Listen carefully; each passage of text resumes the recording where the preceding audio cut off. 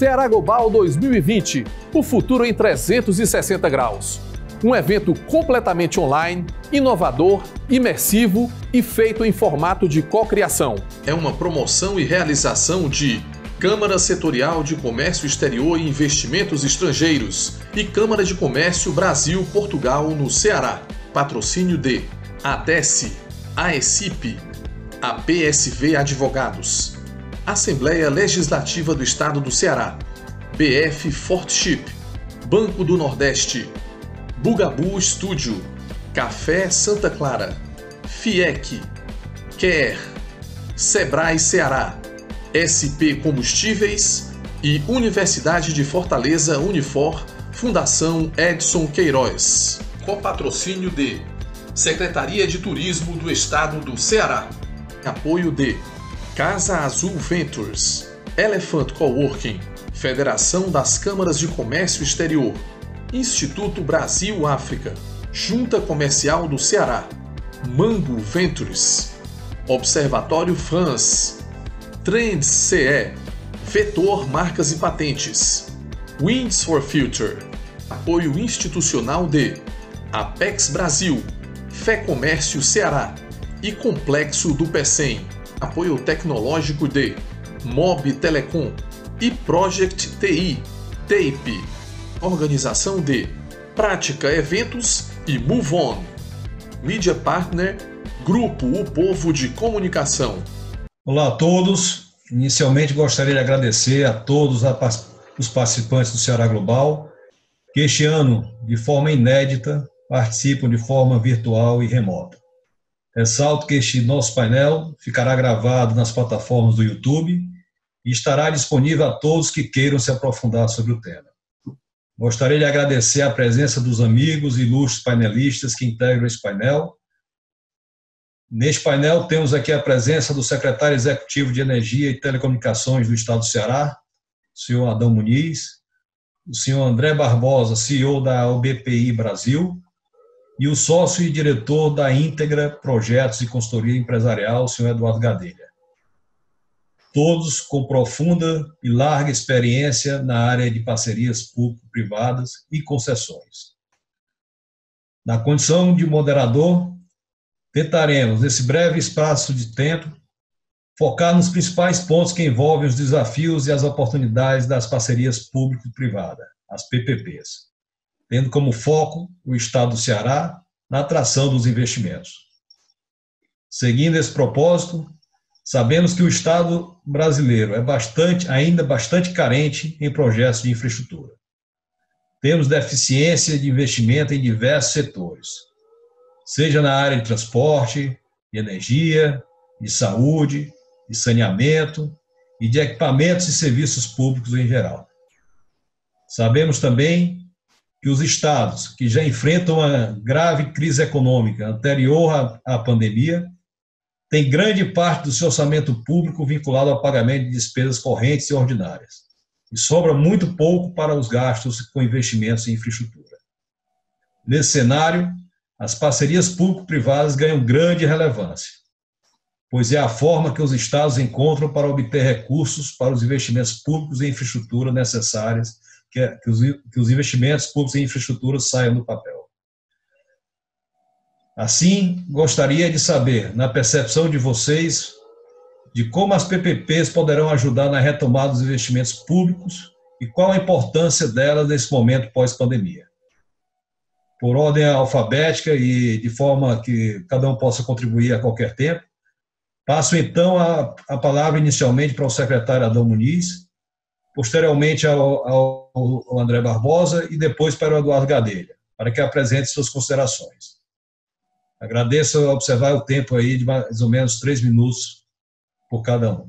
Adão, gostaria de saber qual a percepção sua e como as PPPs poderão ajudar na retomada dos investimentos públicos e qual a importância delas nesse momento pós-pandemia. No nosso entendimento, quer dizer, nós temos uma percepção bem clara da participação e digamos assim, da utilização do modelo de parceria com o público, a PPP, em relação a projetos de infraestrutura e projetos de longo prazo.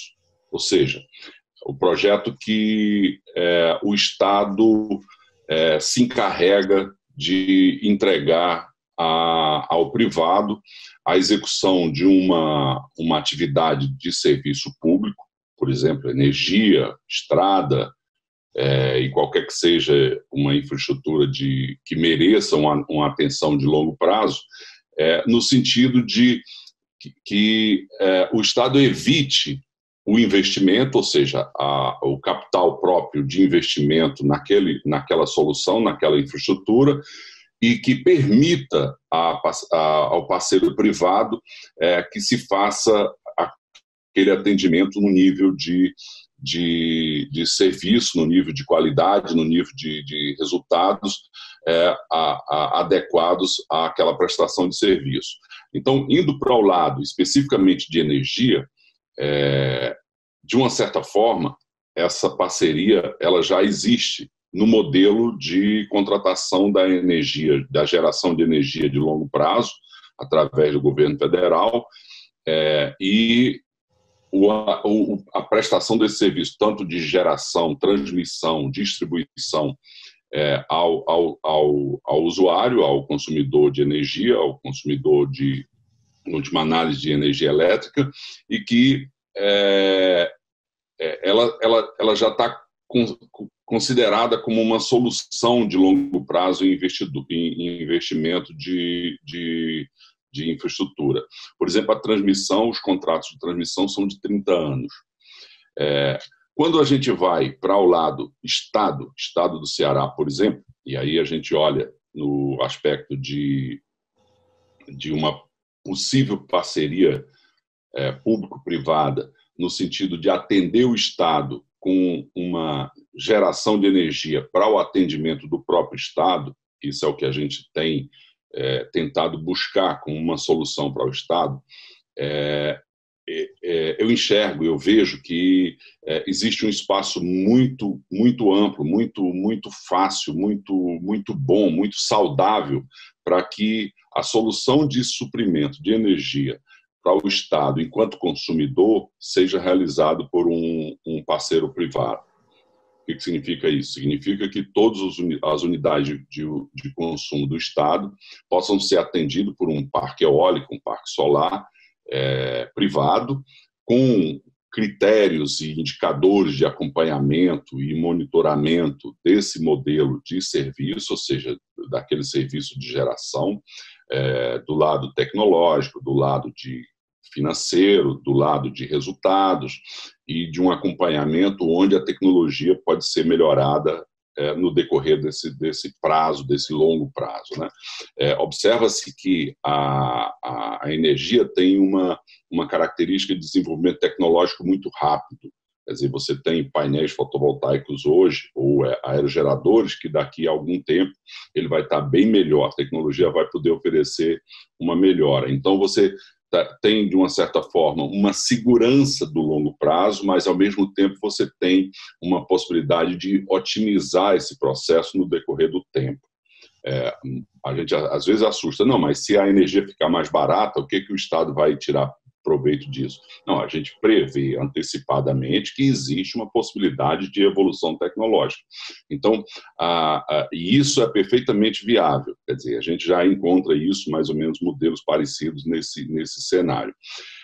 No mais, a gente, como Estado, tem buscado oferecer ao investidor a oportunidade e a competitividade suficiente e necessária para que os investimentos de grande porte, investimentos de energia, sejam eles geração, transmissão, no caso, por exemplo, a distribuição é uma concessão estadual completa, mas a geração de novas fontes, de novas tecnologias, permitindo esses investidores a entrarem no mercado, entrarem com essas novas tecnologias e oferecer esses serviços que são todos dentro do critério de energia como projetos e contratos de longo prazo. No caso, por exemplo, eu quero salientar novas tecnologias como, por exemplo, a solar, que está avançando, e a eólica offshore. A eólica offshore vai ser uma fronteira de tecnologia que vai acontecer nos próximos 5, 8 anos, e que vai mudar o cenário de geração de energia, principalmente no Nordeste brasileiro. Nesse aspecto, eu gostaria também de colocar uma observação que todas essas tecnologias que a gente está se referindo em relação à energia, ela tem o viés de tecnologia da informação, de evolução tecnológica sob o aspecto de inteligência. Ou seja, a energia modulada hora a hora, a energia armazenada de tal forma a ser utilizada numa determinada hora, e a energia utilizada também para mobilidade elétrica, para mobilidade, para transporte. Então, é um viés de investimento que é muito saudável para o serviço público, de uma forma geral, não só sob o ponto de vista de substituição do investimento do Estado, mas também como oportunidade de criar um ambiente de investimento mais abrangente, além do que a própria infraestrutura. Quer dizer, eu considero sempre, repito, que a energia é a infraestrutura das infraestruturas. Tudo só vai acontecer se você tiver o elemento energia como fundamento para o crescimento de outras, para ter o desenvolvimento de outras infraestruturas. Então, é basicamente esse aspecto que eu queria caracterizar como uma visão de Estado. Excelente. Adão, você falou aí sobre o aspecto do Estado. André, com relação levando em consideração o seu papel de investidor, qual a sua percepção aí das PPPs e como elas poderão ajudar na retomada dos investimentos públicos, somente aqui nesse momento pós-pandemia? É importante que a gente compreenda os modelos de associação público-privada, tá?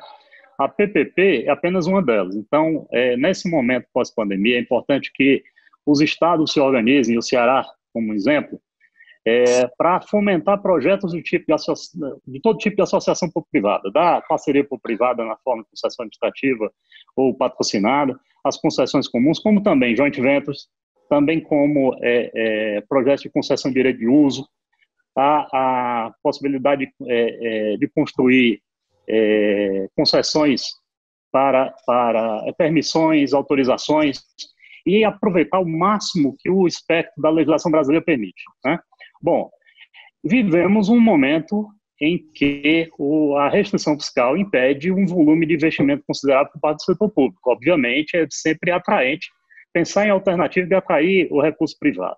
Mas, obviamente, diferente dos projetos feitos com recurso público, que por vezes eles têm um papel de fomentar um desenvolvimento que venha a acontecer num futuro, o projeto financiado pela iniciativa privada ele tem que ser já uma realidade no momento da sua realização, do ponto de vista de geração de receita. O projeto tem que ser viável já na partida, não só economicamente, mas financeiramente. Então, é fundamental que haja uma organização por parte dos diversos atores que compõem a estrutura de desenvolvimento de projeto de infraestrutura para compreender quais são os diversos papéis, de que forma esses atores interagem, criem regulação para previsibilidade. Fundamentalmente, o capital procura um ambiente em que haja uma boa remuneração para a alocação que é ali realizada, mas com previsibilidade e segurança, né? Então, é fundamental que o Estado se organize e a iniciativa privada local também compreenda o seu papel no investimento em estudo, projeto, modelagem, no volume necessário e no tempo necessário, tá certo? Da mesma forma que esses atores também produzam estudos, projetos, modelagem de qualidade o suficiente para atender os requisitos dos organismos de controle. Os organismos de controle, por sua vez, precisam também compreender qual é o seu papel e de que forma eles podem também colaborar com o efetivo controle, sem correr o risco, tá? Da supremacia da forma sobre o conteúdo. É importante entender de forma prática que nós precisamos reduzir burocracia, nós precisamos facilitar e objetivar processos de licenciamento, nós precisamos compreender que a iniciativa privada, até no processo de construção das concessões, provocou, vivemos algumas ondas, tá? Então, o modelo da concessão, a legislação da concessão 8987 de 95, já fez 25 anos. Então, nesses 25 anos, várias ondas ocorreram. Por exemplo, vivemos um momento de desestatização no final dos anos 90, que depois sucedeu-se com um processo de vários contratos de concessão comum, sobretudo na energia, como bem o Adão falou, como projetos também de telecomunicações, o saneamento, que poderia ter já começado o seu processo no final dos anos 90, só agora aprovou seu marco legal, mas que também foi objeto de alguns contratos de concessão. E aí, podemos dizer que vivemos uma época pré-crise, vamos dizer, até 2014, 2015, que havia um mecanismo de financiamento geral para o país muito vinculado ao papel do BNDES, em que era fundamental que balanços robustos fossem capazes de captar esses recursos, oferecendo garantias. Entretanto, esses balanços não são mais uma realidade como no passado. Então, temos que entender que hoje vivemos uma outra onda que, na verdade, o financiador desses projetos é o mercado de capitais. Então, o mercado de capitais exige uma governança, uma estrutura, uma previsibilidade ainda maior do que se fazia no passado. Eu costumava dizer que, quando desenvolvíamos projetos com nossos colegas construtores, fornecedores, o apetite de risco desses era maior do que quem os financiava. Hoje, quem participa dos projetos, inclusive proporcionando equity, não só estrutura de dívida, é financeiro. Nós estamos falando de projetos robustos, tá certo? Então, nesse cenário, o Estado precisa, para crescer, precisa criar um ambiente de segurança, sim, organizar um mecanismo de recepção do investidor privado para que ele se sinta à vontade no Estado, para que ele consiga compreender com facilidade quais são os processos, tá? Que da mesma forma o governo se organize para que ele tenha a devida assessoria para exercer um bom processo de acompanhamento, monitoramento, para garantir o interesse público nessas modelagens, tá? Então, tanto público, privado, organismos de controle, seguradoras, organismos financiadores precisam todos amadurecer, né? Então, nesse cenário de amadurecimento que nós já estamos vendo acontecer em alguns estados, estamos vendo um processo acontecendo a nível federal de objetivamente realização de projetos de concessão, tá certo? O nível de qualidade das modelagens feitas a nível federal tem melhorado, tá? É claro que sempre há espaço para ser ainda melhores, mas os estados precisam se organizar para também seguir nessa lógica e aproveitar desses instrumentos, né? Porque, obviamente, nós compreendemos que, dada a restrição fiscal, a capacidade do Estado de fazer investimentos se torna limitada e o privado está disposto.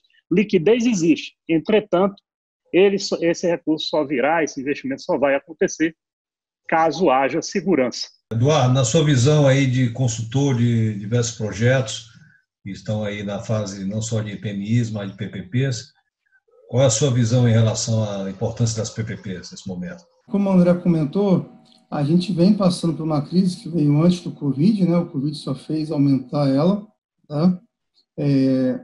A solução, uma das soluções para o governo poder ter dinheiro para infraestrutura é as concessões PPPs, não só PPP, acredito muito na parte de concessão também, tá? O governo muitas vezes tem muito gasto e é um ambiente também de cabide de emprego, tá? Exemplo, mercados centrais, parques, coisas que não é necessário, coisas que já foi provado no Brasil que podem ser lucrativas, ou pelo menos não ser custosas, onerosas ao setor público, né? Então, os projetos estão começando a crescer mais, principalmente a nível Nordeste, que tinha muito pouco, mas ainda tem muita questão do que a gente chama de PPP política, que são as PPPs que não são lançadas, são bonitas, são projetos que podem ser muito bonitos, mas que você vê que não tem uma equipe do governo estruturada para dar apoio, tá? E nem para discutir. Então, não adianta você contratar um consórcio de consultores, contratar empresas que têm toda uma estrutura, modelagem financeira, modelagem jurídica, modelagem técnica, se quando chega na hora de que você vai discutir com o setor público, tá? Eles não sabem muitas vezes a diferença entre uma 866, o que é uma concessão, o que é uma PPP. Então, eu sinto assim essa falta do, primeiro, setor público se preparar. Não adianta usar a concessão política como propaganda política, e sim como uma política pública. Então, nós temos alguns exemplos que estão começando a caminhar. Tá? Você pega o Piauí, que é um estado que todo mundo tinha como estado menor no Nordeste, né? E tem feito PPPs que já viraram, PPPs e concessões que já viraram realidade, tá? Que podem ser melhoradas, claro, a modelagem, mas conseguiu virar realidade. Tá? Você tem Fortaleza lançou vários PMIs nesse último mandato do Roberto Cláudio, certo? Tem algumas que se atrapalharam por causa da questão do Covid, tá? Isso que eu sou fã, que é a parte de geração de energia e eficiência energética dos prédios, tá? Porque é o tipo de PPP que você vai reduzir o custo, tá? Você não está só passando para o privado investimento, mas você está passando para o privado a redução do custo da energia. Tá? O setor público não pode continuar com plano de energia de distribuidora, pois tem tantos mecanismos para baixa tensão e alta tensão que o privado já usa para baixar seu custo, tá? Que o setor público pode usar. E Fortaleza montou 3 modelagens dessa, para as escolas, para a saúde e uma para os prédios públicos. Tá? Mas também acho que, sim, a concessão do mercado dos peixes é uma concessão pequenininha, mas você tirou o custo lá da prefeitura do mercado dos peixes e agora vai ter um investimento lá bacana e tirou essa questão onerosa do setor público. Está tendo a licitação dos espigões, que são lugares que são lindos em Fortaleza e que pode ter vários usos, como é feito em vários lugares do mundo, espigão, quebra-mares, tá? E que também hoje é custoso. No estudo que a gente fez, você tem um custo mensal e anual assim, não muito baixo. Tá? A gente vimos também o seguinte, o setor público tem que se focar em tudo que seja de eficiência, primeiramente. Então, saneamento é uma eficiência. Você pega hoje uma CAGES da vida, uma Compesa, tá? A CAEMA lá no Maranhão, tá? Os níveis de perda de água são imensos. Então, não é só a concessão do saneamento. Tá? Nós estamos falando de estados que nós não temos água tratada. Tá? Ou então, pior, falta água. Tá? Então, você ter uma perda de água tão grande não é mais para acontecer isso nos dias atuais, né? Então, assim, mas também investir nessa estrutura é caro. Então, você está investindo em eficiência. Na verdade, você está investindo também em ter água no Estado, em aumentar o faturamento do Estado. Tá? Projetos ligados ao PPP de energia, tá? E como o Adão estava falando, você tem muito na questão do leilão do governo, tá? Porque os governos dos estados, municípios, não usam também isso como uma ferramenta de ter energia mais barata. Hoje você vai em qualquer prefeitura, em qualquer estado, tá, na maioria, com energia de distribuidora. E também, como são muitos prédios, não tem uma gestão, tá, das contas como deveria ser feito. Então, a gente tem participado de algumas PPPs nessa área, tanto de baixa tensão como de alta tensão, tá? Para fornecimento de energia, seja para o governo de forma de administração direta, ou seja para empresas pertencentes ao governo, tá? E que a gente vê isso como um grande mercado. Tá? Porque depois que começar a virar realidade, uma empresa mista vai olhar para outra empresa mista, um estado, um município, para perguntar por que eu continuo pagando energia cara. Não existe razão para isso. Então, tem um bom mercado. Focando aqui para o nosso estado, o estado do Ceará, tá certo? Inclusive, aqui vai ser o primeiro estado a lançar uma PPP de sinalização, lançada aí pela CAGES, cujas propostas deverão ser entregues até 1º de setembro desse ano, né? Por enquanto, é a previsão. Como o nosso estado, o estado do Ceará, evoluiu nas PPPs e quais os desafios que ainda existem? Adão, o que é que você, na sua percepção como estado, Qual a sua visão com relação a esse tema? A minha área, embora seja especificamente energia, mas a gente percebe que no Estado, os problemas do Estado eles são bem claros, são bem evidentes, né? Quer dizer, a gente tem o problema de água, que é característica da nossa região. A solução da água passa por essencialmente um grande custo de energia. Ou seja, água e energia têm uma relação direta em termos de custo. Em termos de produção, custo de produção, custo de tratamento, custo de transporte, custo de bombeamento e tudo. Mesmo com a solução de transposição de água, de reservatório, de uso inteligente das bacias, de interligações e tudo, é necessário um pensamento sob o ponto de vista de uma solução alternativa, né?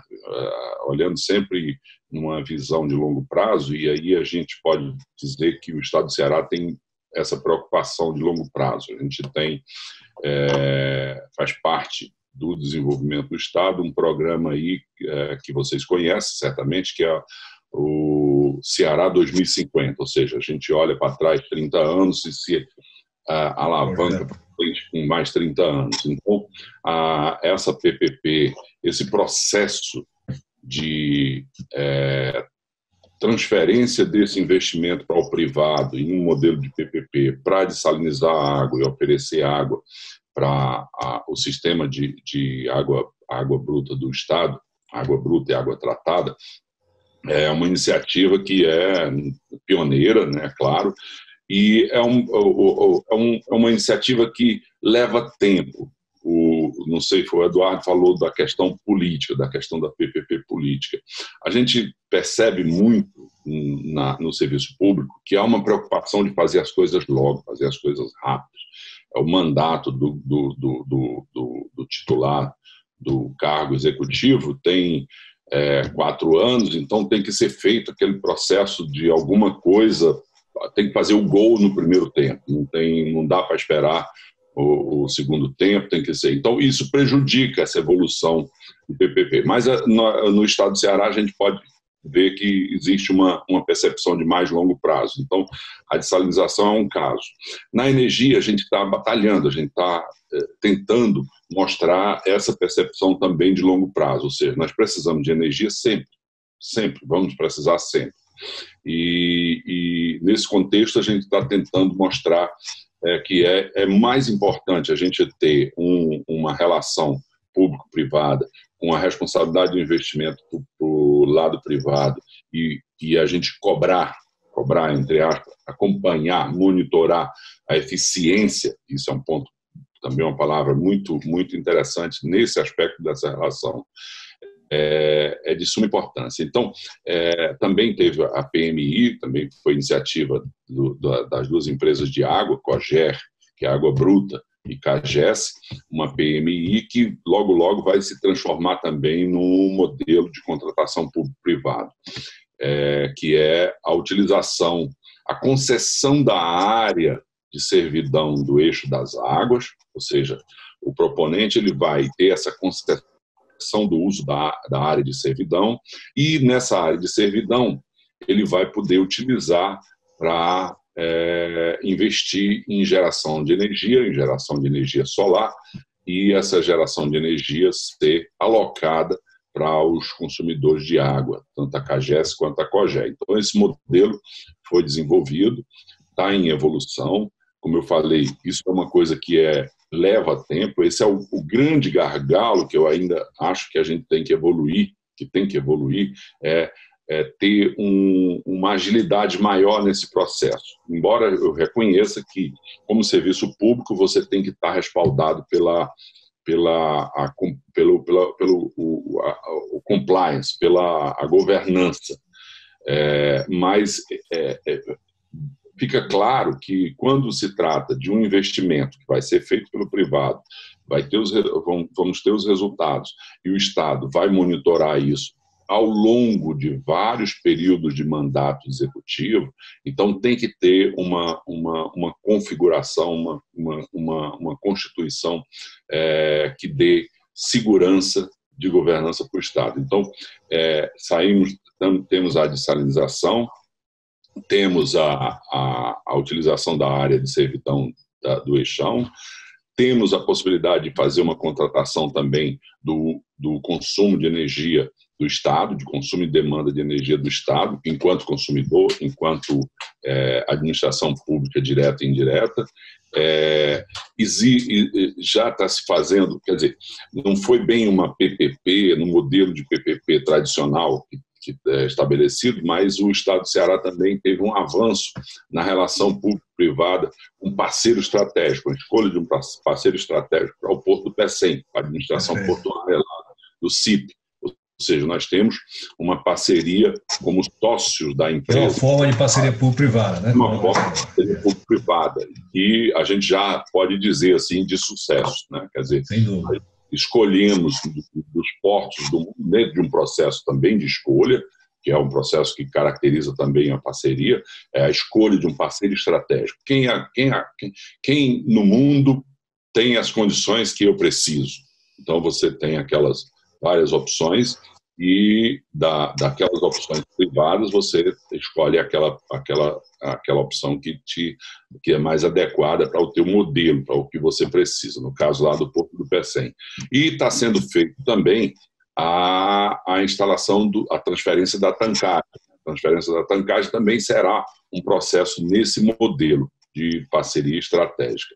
Está acontecendo, tem uma série de dificuldades porque faz parte do serviço público.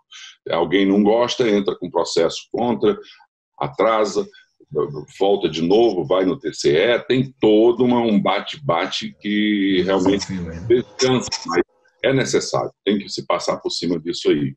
A questão da iluminação pública é uma coisa também que já está cada vez mais amadurecendo. Tem o relacionado com gás natural. Gás natural também é um elemento importante na relação público-privada. Embora a gente, dentro da configuração de concessão do Estado, que é o caso, por exemplo, da Companhia de Gás, mas não deixa de ter uma possibilidade de ter uma evolução para investimentos privados para interiorização e ampliação da rede de gasodutos no estado do Ceará, com o objetivo de desenvolver o mercado de gás natural. Então, nesse aspecto, essa é a evolução do Ceará. O Ceará tem uma característica interessante de pioneirismo, né? Quer dizer, na área de energia principalmente, na área de água também. Quer dizer, a Companhia de Gestão de Água, de Recursos Hídricos, que foi pioneira, a situação de energia, a utilização de energia renovável, foi o primeiro leilão de compra de energia, através ainda da Coelce, quando era estatal, desenvolveu todo esse ambiente de crescimento e desenvolvimento de energia eólica e agora solar. Já estamos apontando aí para offshore. E a utilização da energia pelo Estado, como consumidor, pode vir a trazer um modelo que talvez seja revolucionário sobre todos os aspectos em termos de atração de investimento, André. A energia ser usada como incentivo fiscal. Eu vou atrair uma grande tecnologia, por exemplo, uma fábrica de baterias de lítio e tal, e eu quero que em vez de eu oferecer o meu ICMS, o ICMS da carne, do nosso cearense, a gente pode oferecer energia barata. Quer dizer, esse é uma virada de sinalização em termos de atração de investimento que acaba com a guerra fiscal, com um posicionamento de oferecer um diferencial que você tem, que a gente tem, que o Estado tem, que o Nordeste tem. Interessante, Adão. Nesse aspecto, é o que a gente procura e vê a evolução do Estado nesse sentido de atrair o investimento e atrair o parceiro privado.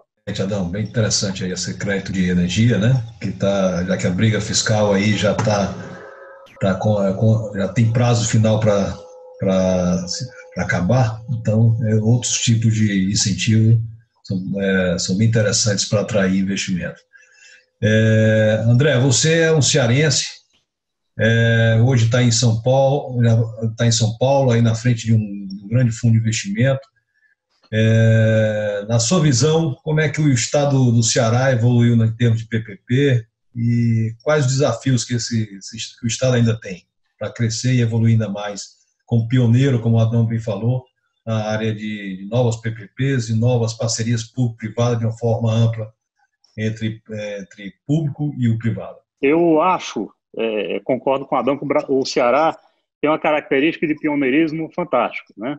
No assunto das PPPs, né, eu tenho a satisfação de ter participado do nascimento desse processo no Ceará. A modelagem do Castelão foi nossa, né? Fizemos parte do grupo, modelamos o VaptVupt, modelamos o HRM, o Hospital Regional Metropolitano, que terminou não sendo realizado. Eu me recordo que por volta de 2011, o governo do estado lançou 8 chamamentos de PMIs, né? Nós participamos de 7, ganhamos 5, né? E fizemos várias daquelas modelagens e apontamos, inclusive, honestamente, aquelas que não tinham viabilidade, nós apontamos que não tinham, né? Nenhum estado tinha feito isso até aquele momento, tá? Então, o Ceará foi o primeiro estado a se organizar para contratar um manual de procedimentos de parceria público-privado, isso lá atrás, logo depois do Castelão. E o Castelão foi o primeiro a ser entregue completo, né? Graças a também um bom processo de acompanhamento e monitoramento feito pelo governo do estado, junto com o grupo que venceu e realizou o Castelão com menor custo para assento. Então, isso tudo gerou uma perspectiva muito positiva para o futuro do Ceará enquanto um estado com ambiência de parceria público-privada. Acho que com o tempo e também com os processos de crise, né, e alguns projetos, e aí é que eu quero deixar aqui um recado.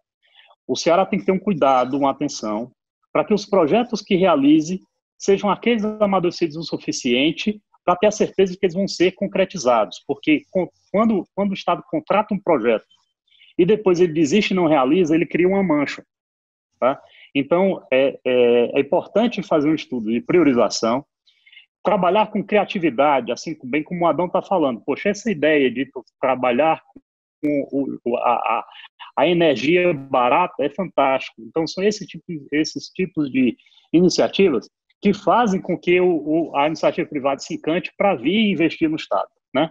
Então, fundamentalmente, quando a gente fala de PPP, e aí PPP no conceito concessão administrativa e patrocinada com contraprestação pecuniária paga pela administração, é fundamental ter um mantra: substituição de despesa com aumento de eficiência. Então, utilizar esse instrumento para que melhore o gasto orçamentário e, principalmente, no ambiente de restrição fiscal, que não se gere despesa adicional nenhuma. Então, utilizar do instrumento da PPP para saúde, educação, presídio, seja o que for, mas com a premissa: não vamos gerar nenhuma demanda orçamentária para o Estado maior do que ele já gasta hoje. Então, qualquer projeto de PPP feita no sentido concessão administrativa patrocinada seja aquele projeto que não haja novo gasto fiscal, seja a melhoria do que já se gasta. Agora, bacana, é importante para o futuro buscar esses instrumentos criativos, tá? Entender as diversas formas de associações privadas, né? Sejam concessões, autorizações, tá certo? Identificar onde o Estado pode colaborar institucionalmente com empreendimentos privados para que a redução do custo do Estado, o custo da infraestrutura do Estado aconteça, né? E aqueles projetos em que o poder público participe ostensivamente, que se preocupe em criar arranjos de garantias eficientes, tá certo? Para demonstrar a segurança do investimento. Aí, como o Eduardo comentou, o caso do Piauí, né? O Piauí nós conhecemos também o processo que foi desenvolvido lá, e é bom o Ceará olhar e ver o Estado do lado que construiu uma ambiência bacana no assunto garantia. Inclusive, lá no Piauí, o projeto Piauí Conectado é uma modelagem nossa também, para um cliente nosso, né?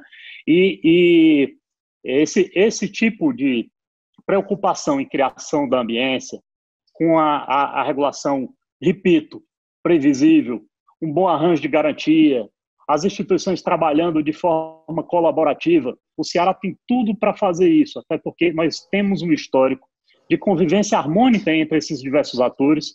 O Ceará é um estado inovador por natureza e que consegue tirar das suas dificuldades saídas fantásticas. Então, tanto esse histórico é enorme, desde as operações de crédito de fomento internacional, que o Ceará foi um dos primeiros estados a fazer, e hoje eu sei que os organismos de fomento batem a porta oferecendo, porque o Ceará é um estado que honra seus contratos e é um estado seguro. Então, utilizar-se desses instrumentos todos que estão disponíveis, tá certo? Porque, repito, recurso existe. Nós mesmos, no nosso fundo, nós temos disponibilidade para investir. Estamos procurando projetos, mas esse é o desafio. Projeto de qualidade previsível tem sido difícil. Tanto é que nós temos optado por investir nas nossas próprias modelagens. Então, uma vez que o Ceará queria esse ambiente, não só falando do nosso fundo, mas com os diversos veículos de investimento disponíveis no Brasil hoje, vão se estimular a procurar o Ceará. Eduardo, você que tem assessorado aí diversos projetos, não só no Ceará, como é que você entende aí, fazendo um comparativo com outras experiências suas, como é que o Ceará evolui em termos de PPP e enfim, os desafios que ainda existem, na sua visão? Vamos considerar o Ceará como um todo, né? Isso. Então, você pegar Fortaleza, o estado já tinha um histórico, né, André? Mas Fortaleza não tinha histórico. Então, Fortaleza realmente resolveu fazer, tá? Pena que foi no segundo mandato, então, e com a questão do Covid, tem vários projetos que foram bem desenvolvidos, bem discutidos com o Tribunal de Contas, bem discutidos com o PGM. Isso é uma questão da garantia jurídica do negócio. Realmente, você montar uma modelagem que não tenha 100% garantia jurídica, tanto para o privado como para o setor público, não é um projeto campeão. A chance de não ir para frente é grande. Tá? E a prefeitura deu essa possibilidade para a gente ter uma discussão técnica, mas deu muito espaço para discutir com o PGM e o Tribunal de Contas durante todo o procedimento. Então, não foi uma coisa que no final você fez e levou lá e entregou. Não, foi discutido a metodologia, o que era juridicamente possível ou não. Então, assim, eu vejo que o município começou uma coisa muito bacana. Vai conseguir algumas PPPs e algumas concessões vão virar realidade até o final do ano, mas tem vários projetos que vão deixar já feitos. Tá? Que, como o Adão falou, o próximo prefeito não tem que ver, assim, se eu tenho um projeto bem feito, não vou começar do zero, que é o que muita gente faz. Vamos aproveitar o que foi feito na prefeitura agora, que está prontinho, está bem discutido já com os órgãos gestores, seja o Tribunal de Contas, seja com o PGM. Tá? Então, o município está deixando projetos bem interessantes, tá?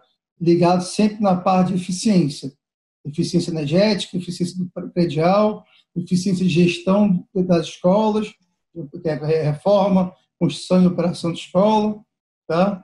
Nas concessões dos prédios públicos, das áreas públicas, seja mercado, seja pregão, tá? De mercado de peixe. Então, o município deu um bom exemplo. Tá? O Estado tem várias possibilidades.